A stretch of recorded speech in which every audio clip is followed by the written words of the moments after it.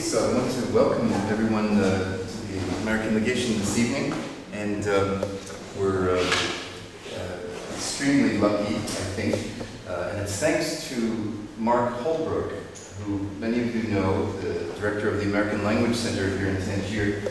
Mark learned that Christina was interested in giving a talk that I think you had already given, maybe in Fes, and thought that this would be something that would be very good for us to hear in Tangier. And so we're extremely lucky that Christina has come from Fes to talk with us. And it's especially of interest, I think, for teachers, and I'm very happy that we have a number of teachers in the room this evening. And so I simply want to welcome Christina and say that we just chatted for a few minutes before the program began, and I learned that, in fact, she's really only been in Morocco since the spring, right? So it's great, and she was teaching in Madrid for a number of years, and kind of took a trip. She came on a trip to Morocco and decided that she was going to just travel around Morocco, and then she decided that she was going to settle in Fes and teach English in Fes. So I think this is wonderful, because what it means is that we have among us someone who came to Morocco and stayed because she likes Morocco. So, Christina, I don't know how you feel about people who come in, you know, just now and sit in the very back seats, but we have plenty of seats up in front here. So everyone is very welcome to come up to the front. Yeah, okay. Okay. Come on, anywhere, everywhere, yes. Okay, so, Christina, over to you. Thank you. And how about lights? Would you like these big lights to be turned off and just leave the nice ambient lights? Okay, I will do that. All right. Okay, well, thank you for coming.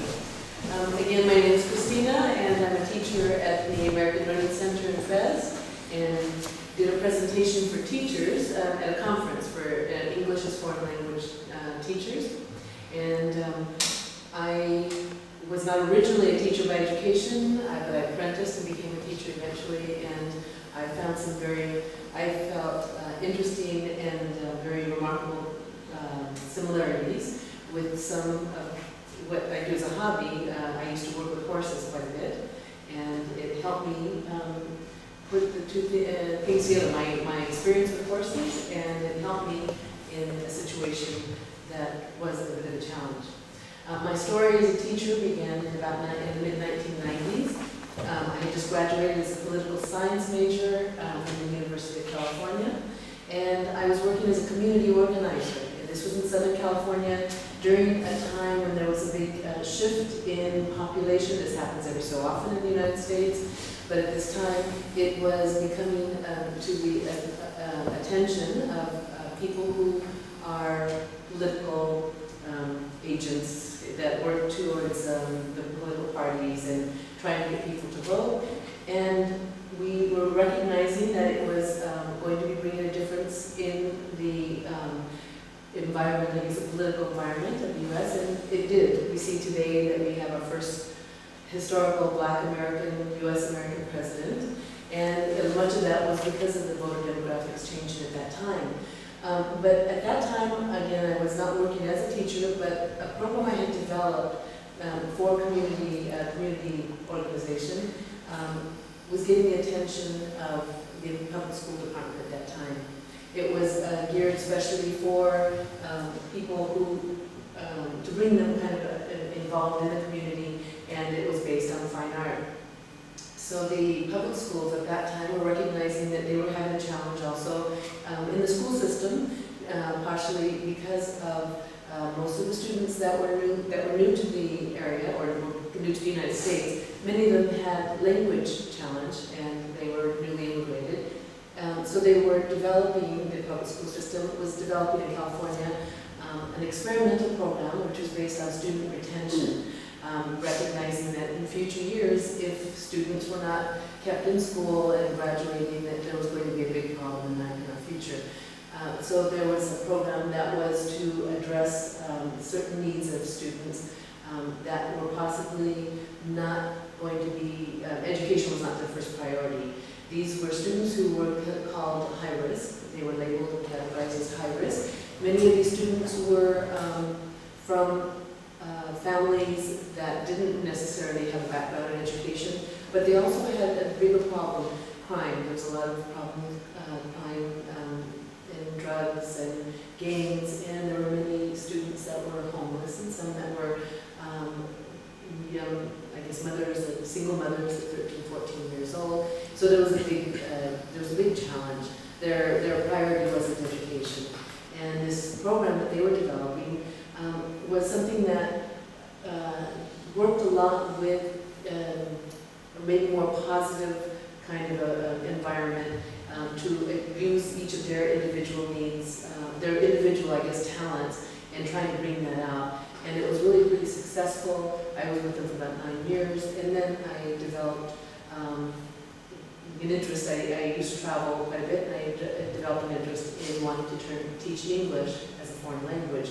So my skills as an apprentice teacher helped me with that. I did realize that over time that the one thing that was really important, one of the things is I had a lot of help. I had a lot of time with the school psychologist because I wasn't an educator by my degree. They offered me time with the school psychologist. I apprenticed with other teachers who were also in this program. And when I began to recognize them for myself, be able to relate to many of the techniques that we would use with horse training. Now, horse training isn't the same as working with a human being, but there are some real similarities. And a lot of psychologists, as you probably know, use a lot of animal behavior to be able to relate certain human behavior in social environments. So that's partially what it is I'm going to be talking about. With high-risk students, we're faced with emotionally challenged students with other needs that they might have had as far as psychological needs. It was one of the biggest ideas was to use positive reinforcement, to use encouragement, and as they began to recognize this, we could see a difference in their ability to be able to recognize that they had their own talents that were interesting. So one of the things that I did recognize, and before I even went into this program, was the challenge of the classroom management. I knew that not only for my own safety, but possibly for my own sanity, that I would have to be able to develop certain techniques so that I would not be a babysitter. I prided myself in being able to reach out and to be able to educate. If it was just to wait to spend time, it wouldn't be so rewarding for me. Also, one of the very popular polls, Road Gallup poll, they recognized, or they did a poll with teachers, and they said at the beginning of time, since polls started, they recognized that classroom management, teachers had recognized that classroom management was a big obstacle to having successful classroom process of education. There was a priority for teachers, and this is the reason why not only for first-year teachers, it was probably the reason for burnout among first-year teachers, but also across the board, even teachers that were veteran teachers, oftentimes rated classroom management as being one of the most difficult accomplishments to be able to challenges to be able to overcome. Here I wanted to show kind of a relationship, because classroom management and working with students is about relationships. And here I wanted to be able to show that the relationship between a handler of a horse, and why I began to start recognizing how some of these techniques work with children as well. First of all, the horse, you can't verbally communicate with an animal, the horse. So it has to be about visual, it has to be about body language, it has to be about patience. You see here a handler who is not only patient, but rewarding his horse with recognition, some treats, and one of the biggest things is being calm and clear. We'll see that she does the same routine maybe a couple of times, and she's always interacting with this animal. She always has an exchange.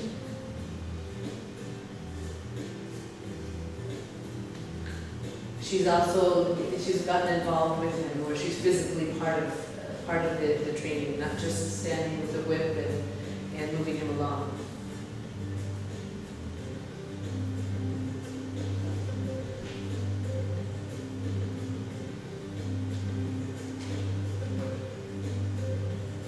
It's a beautiful horse also.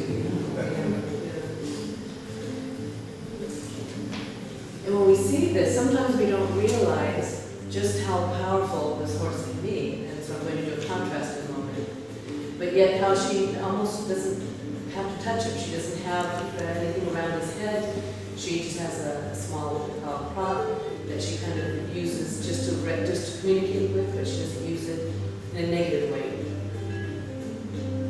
And he responds, and they're always connected throughout this training period. Of course, this didn't happen overnight. It's something that she's worked on.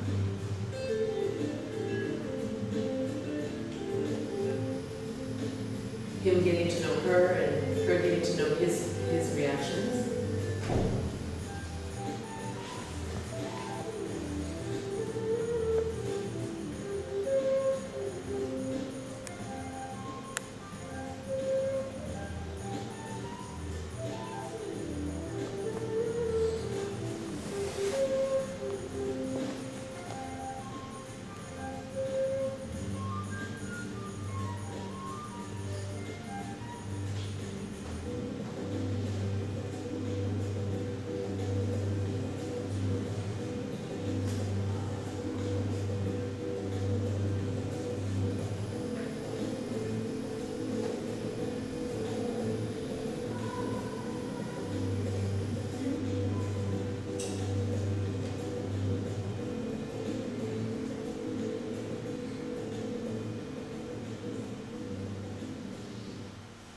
Okay, so being with the horse is about being in the moment. There's going to be a number of things that I'm going to point out that you'll recognize, that even just in relationships with human beings, we get a much more positive response when we have a positive reaction, when we have positive encouragement. Being with a horse is not only about being in that present moment, but mindfulness, always having to be aware of the movement and the connection of their moment. In their time, whether they're happy, whether they're upset or distracted. It's about simplicity, being able to connect with them and communicating in a simple enough way so that they understand what the commands are and what's needed from them. We see that sometimes it's even a connection spiritually in some ways. And that was a very positive situation. I'm going to show you something where we're going to see a woman who's distracted, and there's a number of things which have not been accounted for in the handling of this horse. And let's see if I can get this to work properly.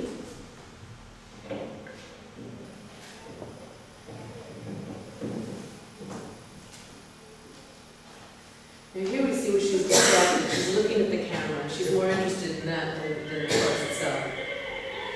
He practically runs her over. She's not recognizing that there's obstacles in the way. Even on the ground, he sees the trash here. And then there's just one situation here, where she gets herself practically trapped between a building and the horse, which is one of the biggest known harms to do when you have an animal this big. She has her lead line on the ground. Here, you see this here? It can easily be stepped on, and the horse can be damaged, she can be hurt. And here, he's just a sheer sign of frustration.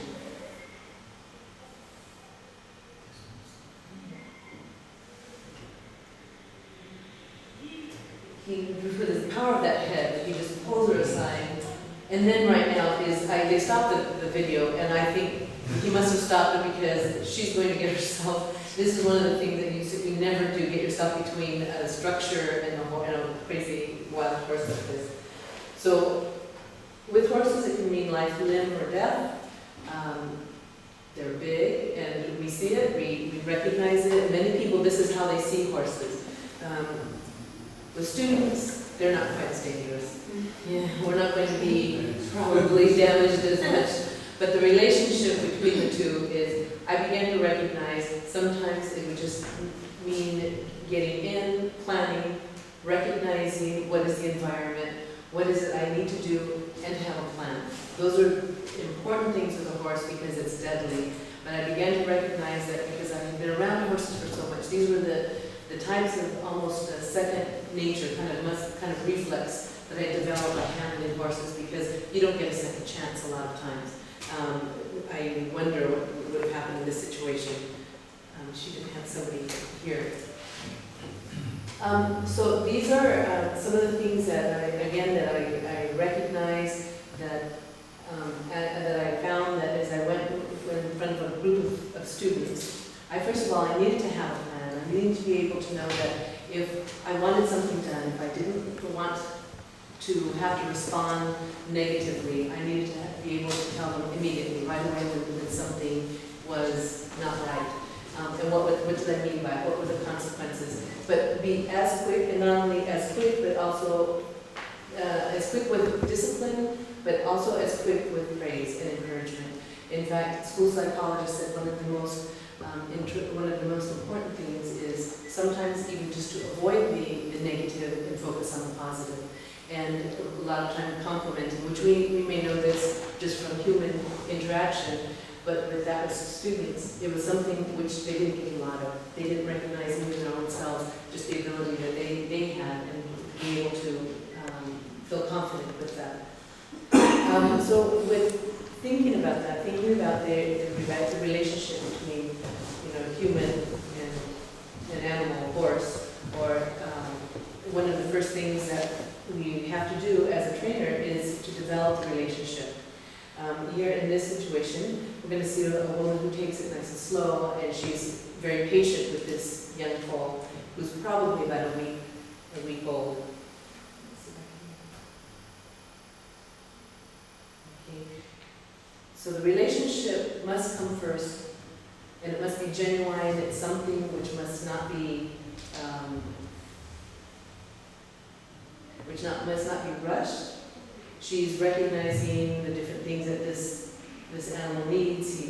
He's learning. He's not familiar with this environment yet.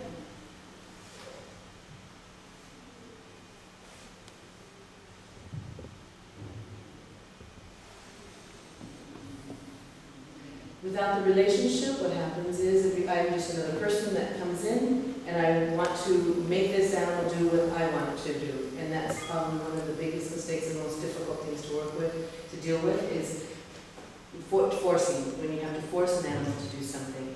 And the same is true with students. It's trying to avoid any kind of a confrontation is best. And so that is why preparation and even establishing a relationship. Some of the best teachers say that their relationships are really what they use for teaching. Everything else comes from a textbook, but the relationship, the student wanting to do well and the student wanting to be able to perform well is a big help and probably one of the most important things in teaching.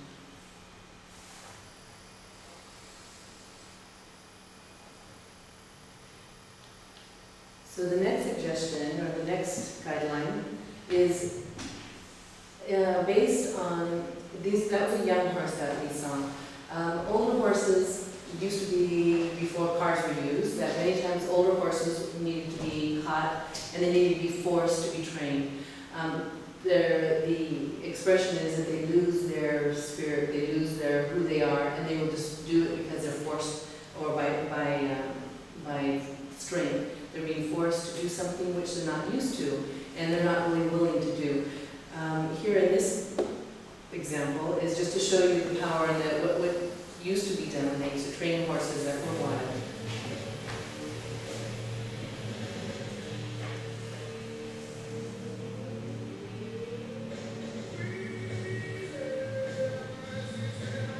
Horses will react out of fear, they'll kick and they'll bite, they become stubborn, they try to run, but they'll always outpower a man, a human being.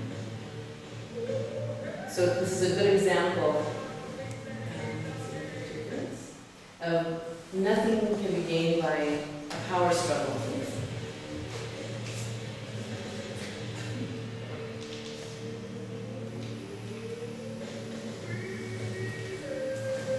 It's just a fight. There's nothing that's going to be a benefit. They won't learn for the master, to please the master, or to please the owner, which is what we find different with natural horsemanship. And this is what was done as a young horse, where they begin to learn to work together with the owner. And finally, another good guideline is to be absolutely consistent and fair. This, for a horse, is probably one of the best things I could have learned, because you don't have the chance to have a discussion. You have to use body language. You have to be able to communicate clearly and consistently.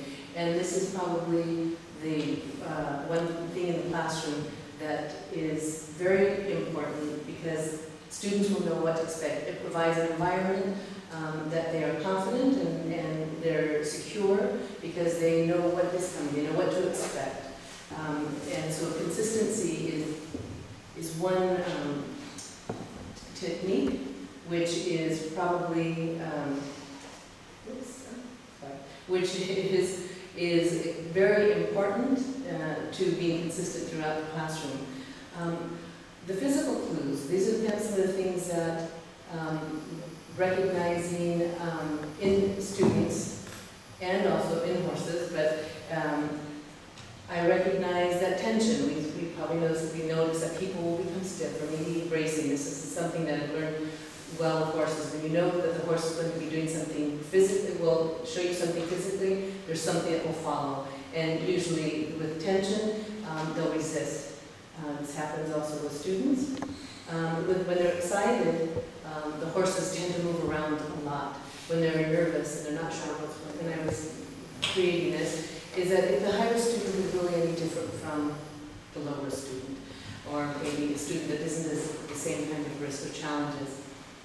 It turns out, or I find now from experience of working with other students besides just high-risk students, that it's really important to stick with some of these basic guidelines, to be prepared to have a plan, to be able to create an environment in which they're going to be feeling confident, as well as low-risk students.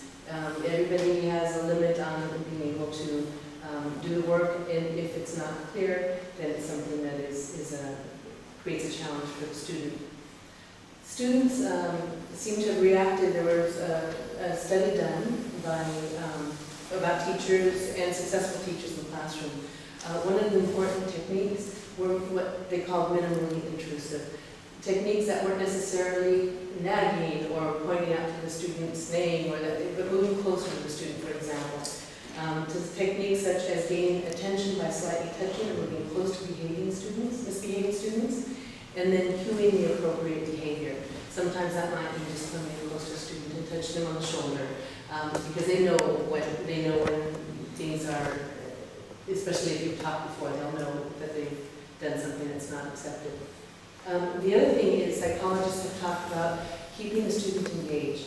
There are a number of things that have to be considered, and some of the theories are of multiple intelligences, that students will learn in different ways. One is interpersonal.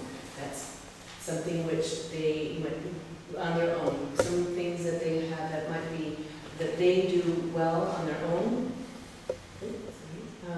Sometimes within the group, within the classroom itself, with the teacher and with the other students.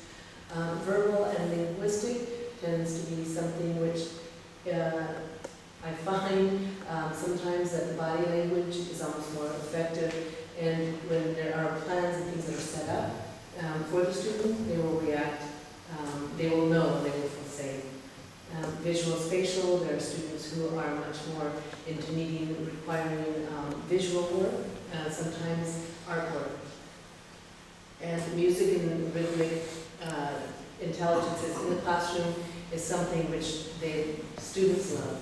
It's something which they can relate to, and they use each day. It's a very natural form of educating and learning. Bodies, kinesthetic.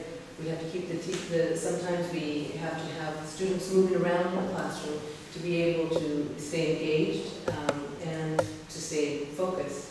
And then logical, mathematical, which includes reading. Doing this, being able to accomplish this, a lot of times will mean the classroom organization. There are different methods that we use in student retention programs, and one of them is carousel classrooms. This is where different types of work are distributed throughout the classroom.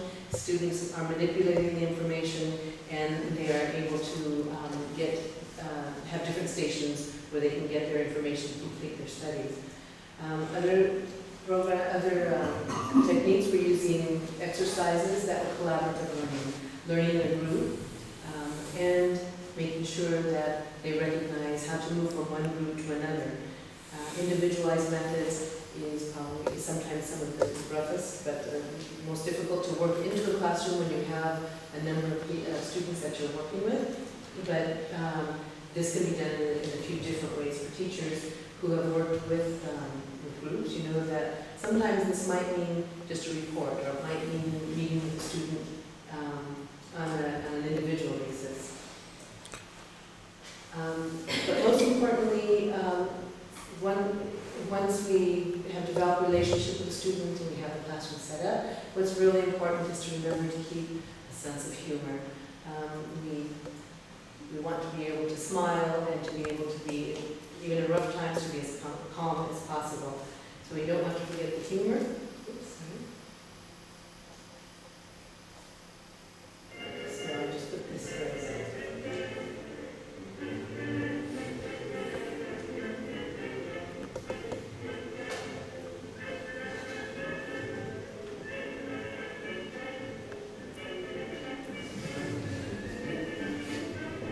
Teamwork.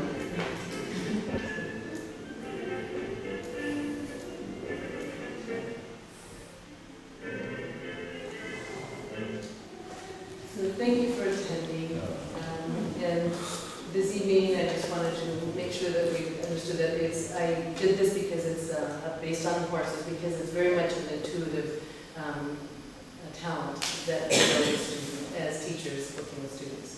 Thank you very much for attending.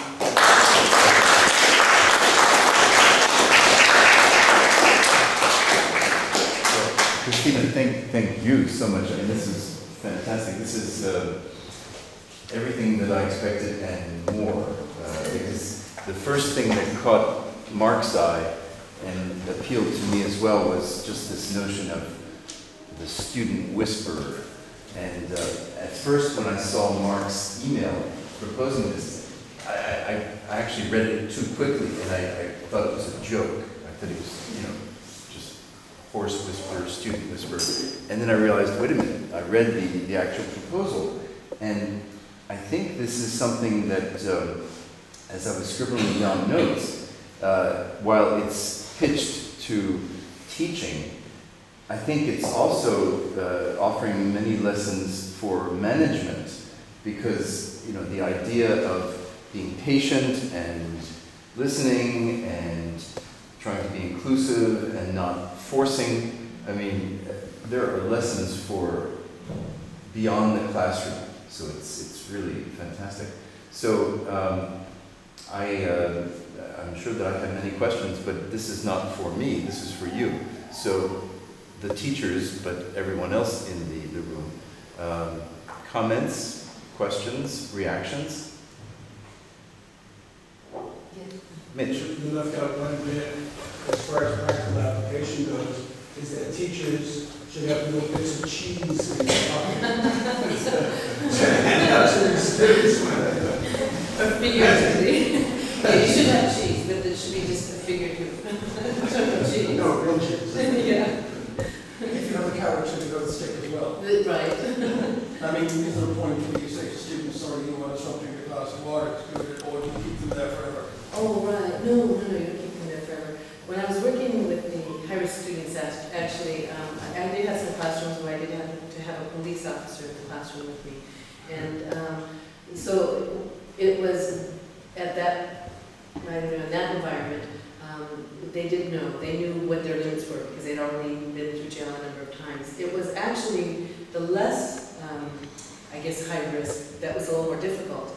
And where I began to learn that, yes, you do. You have to be able to be quick with the consequences, whether it's praise or whether it's with discipline. But either way, it has to be a plan. And either it has to be a plan, I have to be prepared to be able to know what will I do. And from the first day, you lay out the rules in a friendly way, of course, because if rules and strict and disciplinary are too hard, then I was just setting myself up for constant headbang. So I oftentimes would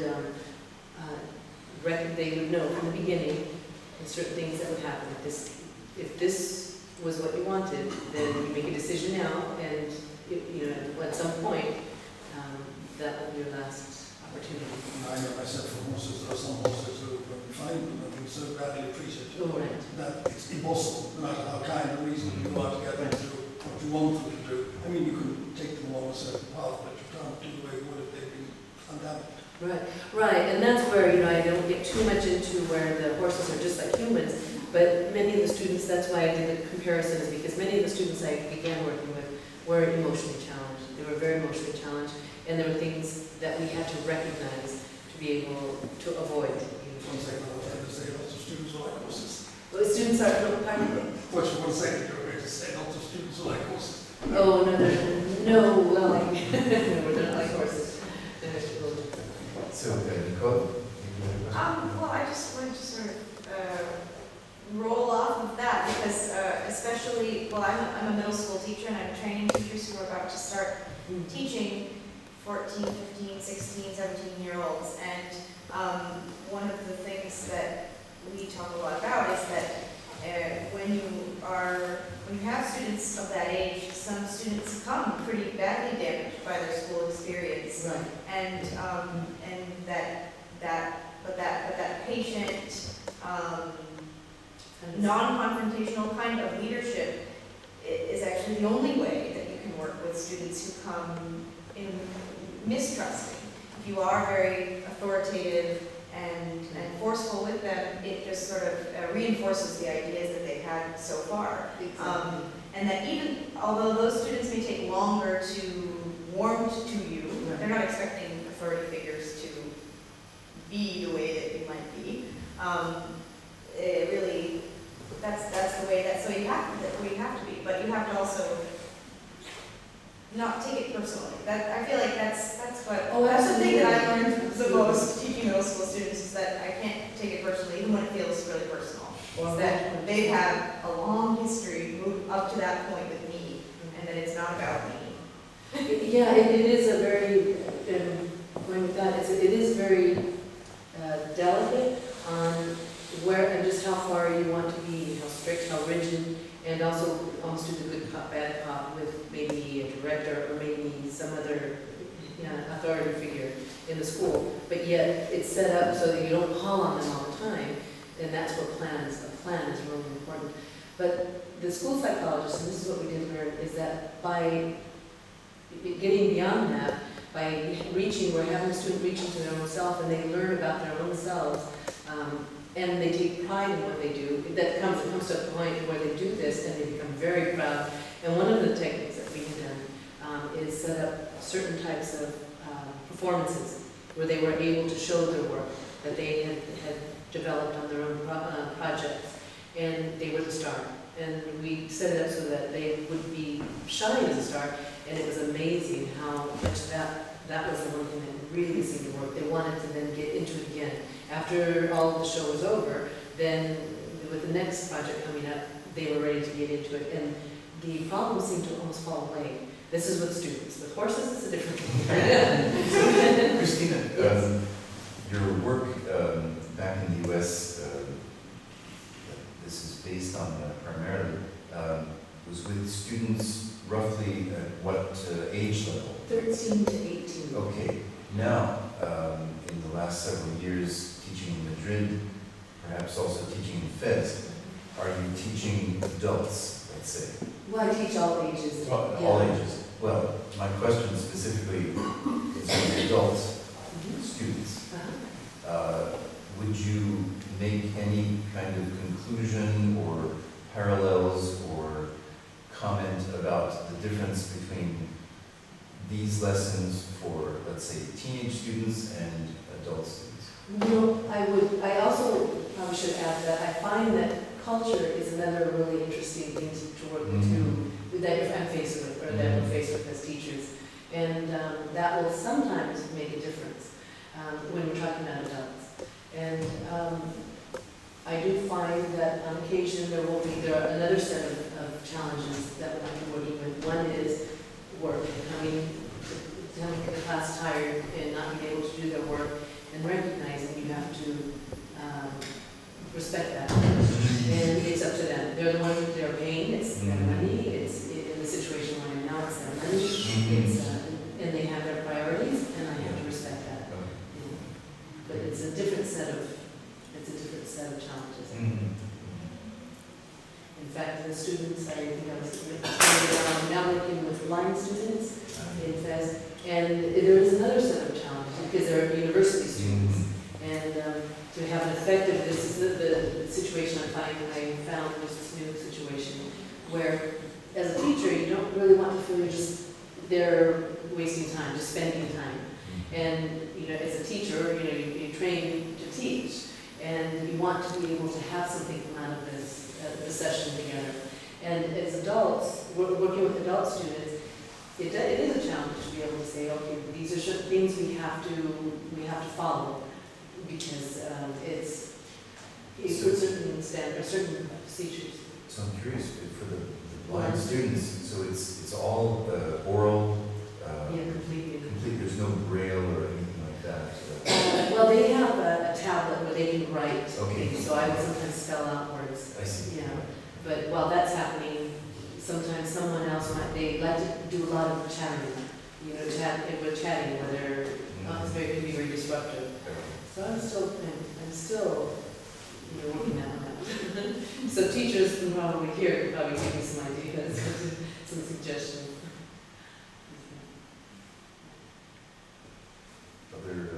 Other observations? I'm just curious now for our audience. I know that there are teachers who work at the American Language Center. I know we have École des Trois. We have EMS, the British school, right? What other schools are represented here? There's a Community Foundation. Community Foundation? Yeah. I'm not familiar with that. Yeah, no, well actually we kind of discreet, so that we were alone.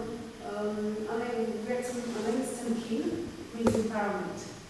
And we actually work with the community, one of the communities we work with is in the outskirts of Tangier.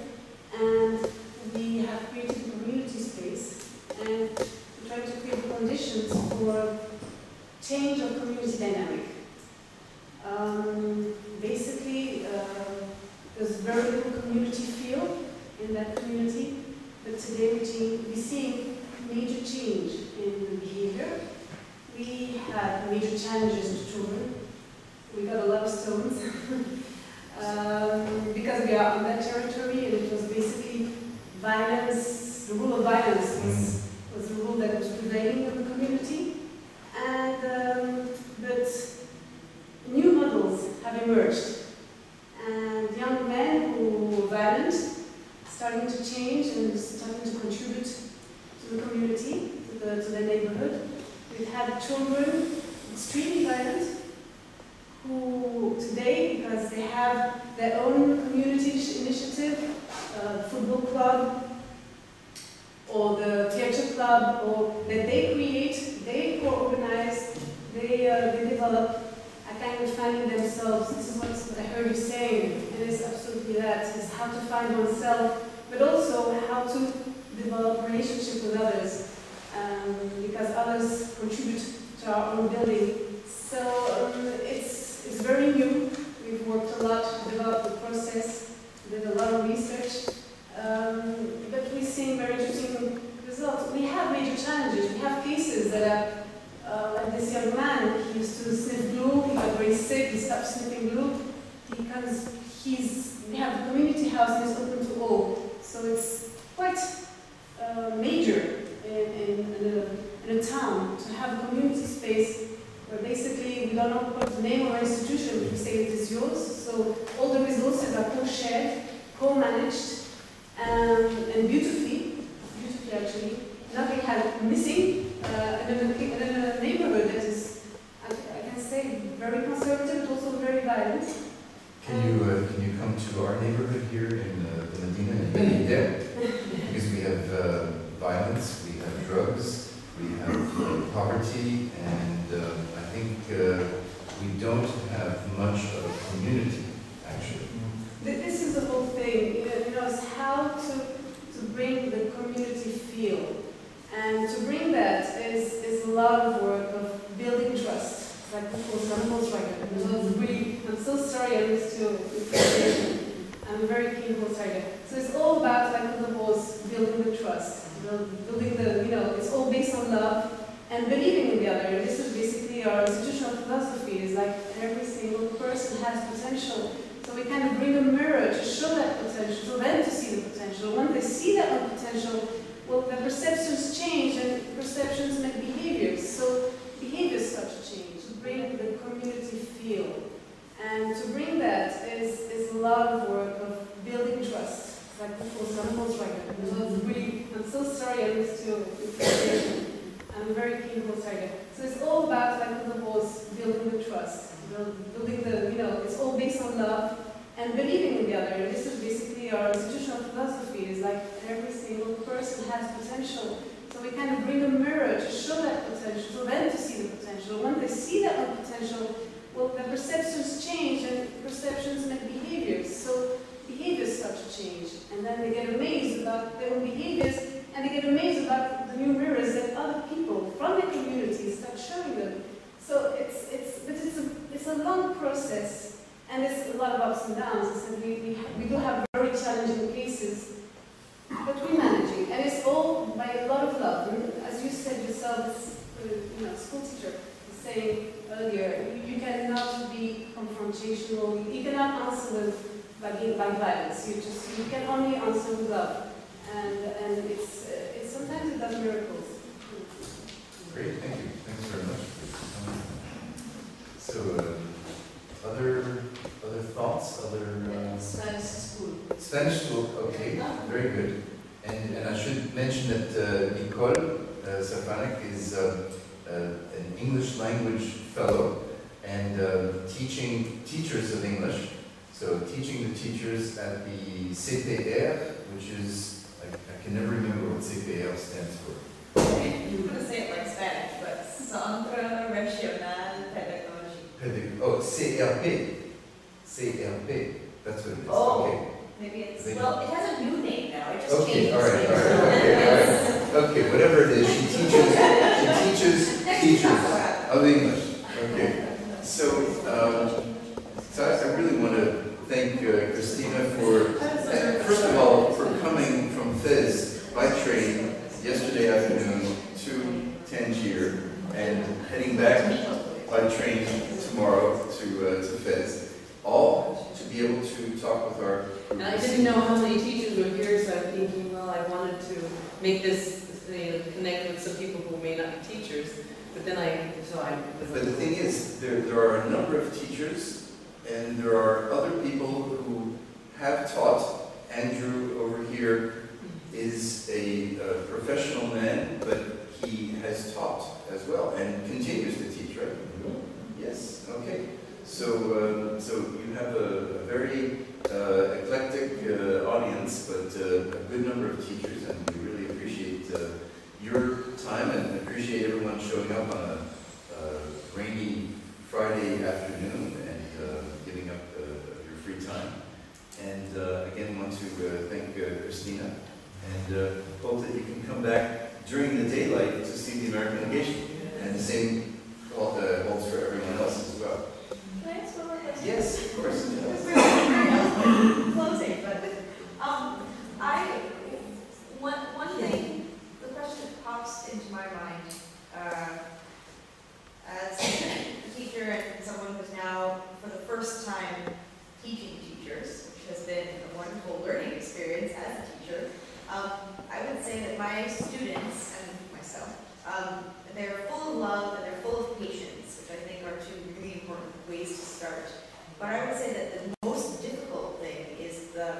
consistency and fairness, which, despite being full of love and full of patience, is really hard. Oh, for teachers. I wonder if you have any advice about that part of it. What would you say to someone who's struggling with consistency and fairness?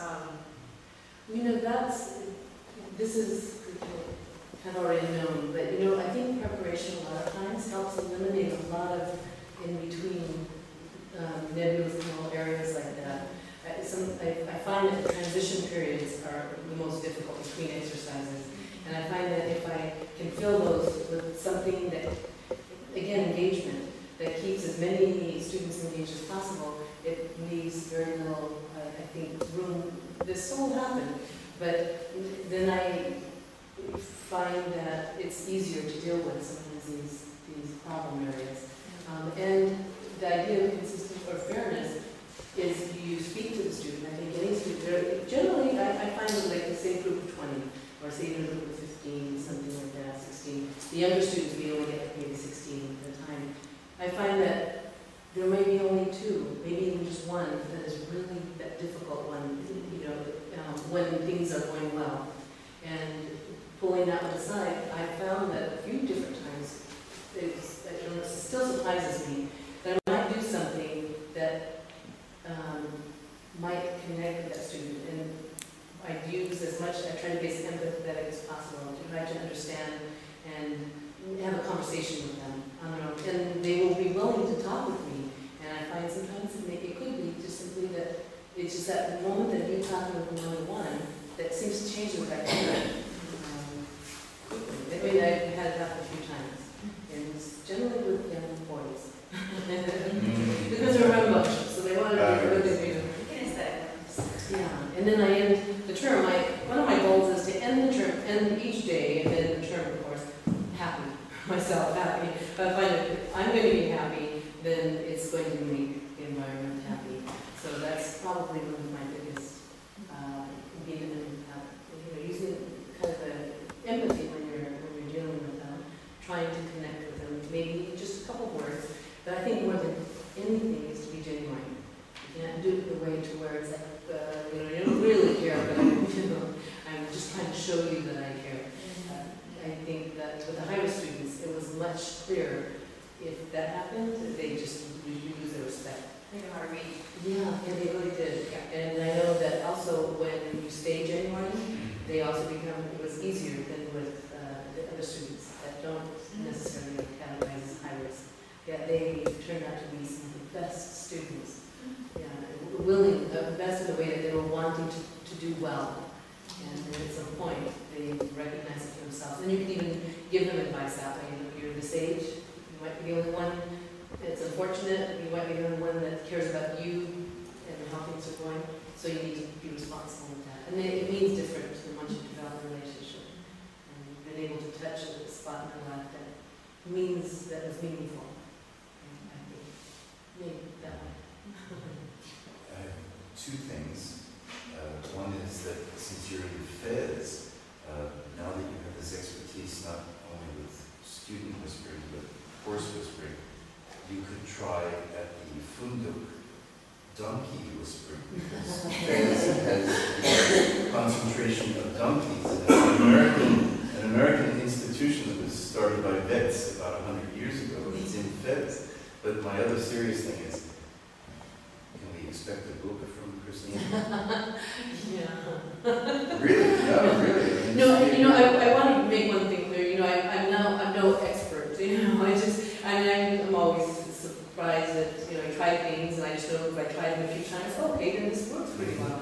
And I'm no expert with horses. I'm no expert with children, but I just try. I try to be sincere, and I love working with horses, and I love working with students at any age. I enjoy teaching, and I really do think that probably is important to the job too, and for the student, that I enjoy teaching. It makes me happy when I see them succeed, and especially the higher students, when they saw that, it surprised me how much it meant to them. And it wasn't fake, I'm excited when they get something. I'm going to show you when you did it, it makes me happy. Well, great. I mean, what what could students want more than a teacher who is happy teaching them? And I think even though she sort of downplays her expertise, I think you're an expert communicator. Oh. So thanks very much, sir. Thank you.